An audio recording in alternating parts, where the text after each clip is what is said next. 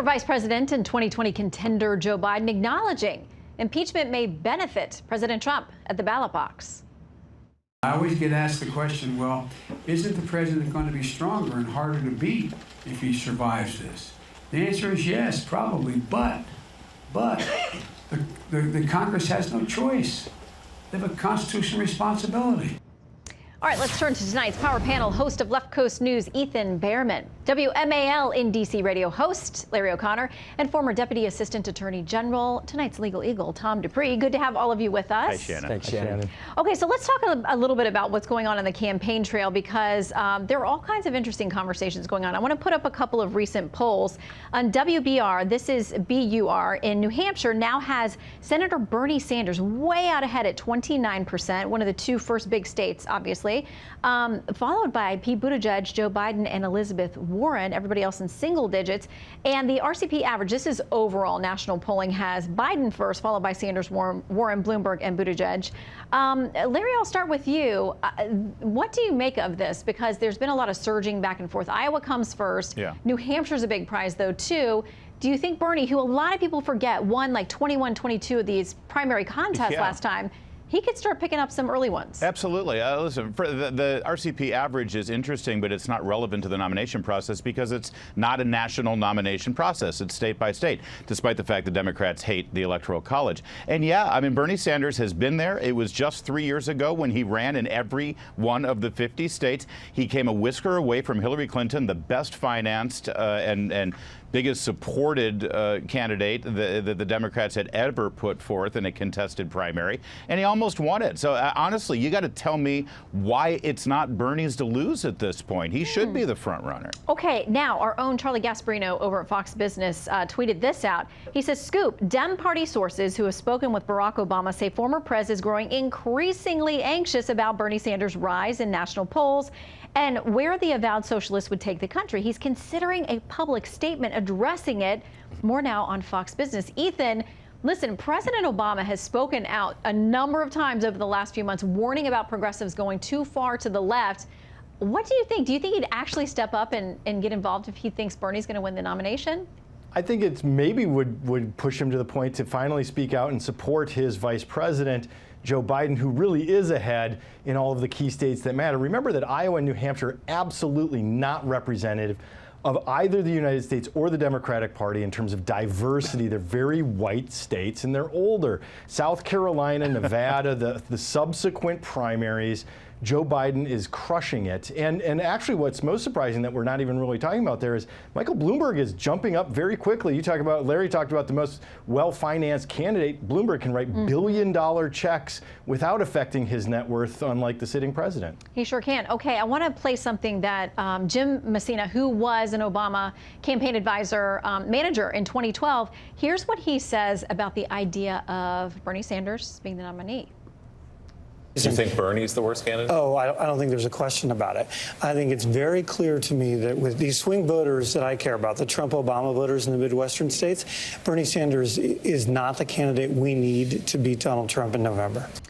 Oh, Tom, we are only distracted from impeachment by what's happening on the 2020 campaign trail, but it's all important for everything that circles back here to D.C. You and I cover the courts. You practice in these courts, including the Supreme Court, and somebody who wins, Bernie's going to appoint very different justices than President Trump. Oh, my God, Shannon, we can't even begin to imagine what a Bernie Sanders appointed Supreme Court would look like. I think Bernie Sanders' effect on the court, his effect on the economy, his effect on American life as we know it, I think would be profound. And look, that's exactly why people who are in the Obama camp, in the Hillary Clinton camp, are sounding the alarm on Bernie Sanders, because they know he is fundamentally different from pretty much all of the other Democratic candidates in the race, and that he is a committed socialist who is determined to take America in a very different direction from the one that we've always known. I'm sorry, can I just jump in real fast? I don't see him being that different from where the mainstream of the Democratic Party is today. They've all embraced his ideas. His Medicare for all was his idea. Now Elizabeth Warren wants it. Now half of the other candidates want it. The power and energy within the House of Representatives with AOC and Ilhan Omar and the squad, they're all Bernie bros in their own way. The fact of the matter is Bernie Sanders best represents where the Democratic Party has ended up. So why That's not what the nominate Republicans him? want to use in a Red Scare tactic, Larry. Come on. But I do do think, I mean, you look at, I think one of the biggest rallies that we've seen on the Democratic side of the ticket was when Bernie Sanders and AOC were in New York, and it was giant. I mean, he's definitely got energy behind him.